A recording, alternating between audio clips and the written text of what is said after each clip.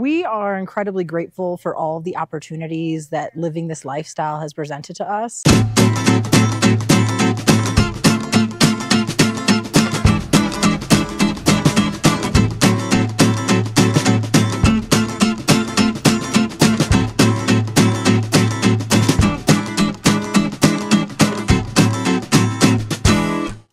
But it definitely has some challenges, and this week has been filled with them. So we thought this would be a good opportunity to talk about some of the challenges of van life and some of the things that we have done to try to overcome some of them. If this is your first time here, I'm Alicia. And I'm Rachel. And we have been living in our van Alice for the past 10 months as we figure out what it means to go slow down. The heat brings so many different challenges. One of them just being it's hot. So we've been trying to chase the weather. I've been saying we're chasing 70 degrees because, I don't know, that's the perfect temperature in our minds. It's great for the dogs. It's great for us. If you can't tell, my energy is a little low today because it's just hot. It's 95 degrees. It's going to be 98 or 100 degrees this week. So unfortunately, we're actually going to cut our time here in Moab a little shorter than we planned and go further north. That is a benefit of van life. We can move. But the challenge is that, like, I was really looking forward to spending time here and doing some hiking and doing some things. And now we're going to have to wait till next year. So I'm excited that we can come back, but it kind of sucks right now in the interim.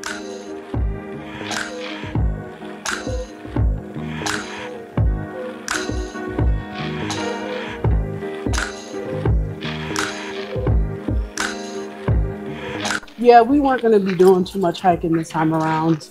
About maybe 5 or 6 days ago, I injured my ankle getting out of the van with my 44-year-old self. I needed a couple of days to heal from that. I'm really just now starting to walk on it. After 5 days, 2 days I couldn't walk at all. So, I guess life just has a way of working itself out. No coincidence.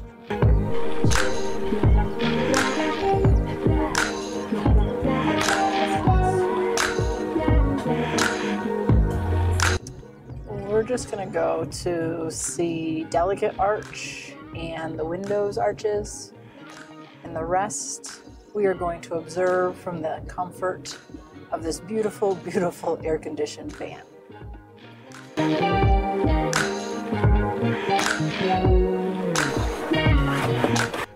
If you're new here, you may not know that we travel with these two beautiful Chihuahua Yorkie puppies. This is Missy and this is Kiki.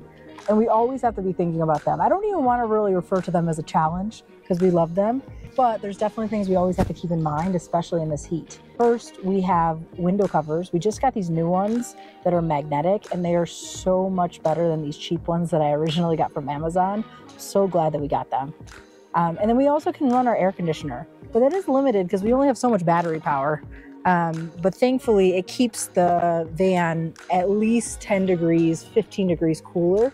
So earlier when we came back in the van, the AC thermostat was showing 99 degrees. And I think that's because it measures the cab temperature. But the van temp was down to 79 degrees. So they can hang out for like 20, 30 minutes at a time. And then we can go explore a little bit and come back to the van.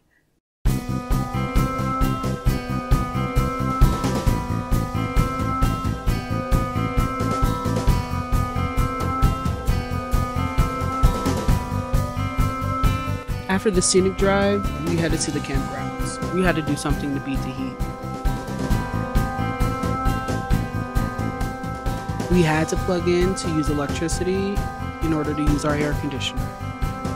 For the past 2 days, we have been at the Sun Outdoors RV spot. It's nice here. We are really lucky to have the opportunity to be able to go to a campsite if it's too hot. I know not everybody has that opportunity. It's also nice to use their amenities. Alicia loves to go into the pool, and they have a pool here. But also the showers and the garbage and the water and the electricity. We were also able to go into town for a little bit and have dinner, leave the dogs in the van with the air conditioning, and know that they were safe and sound. The next challenge is figuring out exactly where to go and finding the best camping spot. So as always, it's time to consult the trusty R.LUM.R app. The best way to find cooler temps is to either head north or head to higher elevations. We chose to do both. So you basically always want to have a plan A, B, and C when you're living in a van.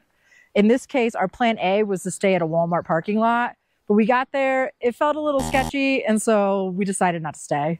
Our plan B, the road ended up being closed, and so we couldn't go down that way. And our plan C was somewhere about 20 more miles down this road. But instead, we found this beautiful campsite that was on the way. One thing I've learned in van life is you just have to be more flexible. Like, I'm a very planned person, and I don't like when plans get changed, but I'm starting to learn that everything works itself out and we end up exactly where we're supposed to be. And we plan on staying here for the entire week. So our next challenge is power and internet. We always look for a camping spot with open skies so that we can get great Starlink reception. The problem with the Starlink is we have to run our inverter all day and it drains our batteries fast.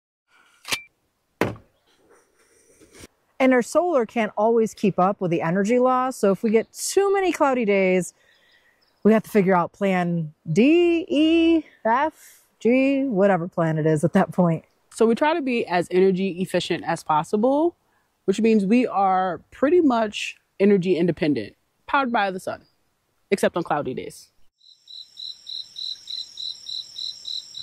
We've been off-grid for about 5 days now, and so something we have to start to think about is our water consumption. We have a 33-gallon freshwater tank and a 6-gallon drinking water portable tank. So the 33-gallon tank is what we use for everything besides drinking water. So washing up in the morning, brushing our teeth, doing the dishes, and even sometimes bathing the dogs.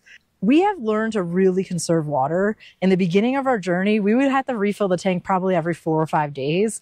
And now we can go like 7 to 10 days, probably even 2 weeks, depending on how often or not often we take a shower. We have 2 tricks to conserving as much water as possible. One are these baby wipes. We go through lots of these.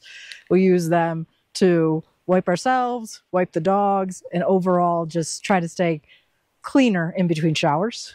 And we have the spray bottle that is filled with a water and vinegar mixture. After we scrape our plates to make sure that they're as clean as possible, we can use this to rinse them so we don't have to use as much water when we're doing the dishes.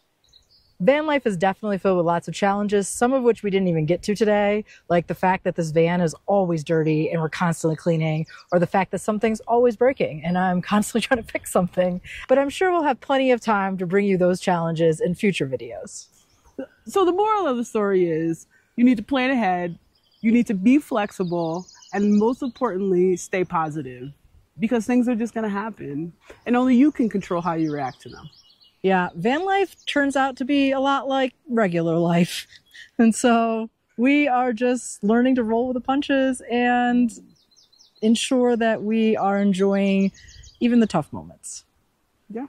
As always, if you've made it this far, you are a real one. And so we appreciate you watching our whole video. If you haven't already, please click that subscribe button so that we can continue... so that you can continue to follow along on all of our adventures as we figure out what it means to go slow down.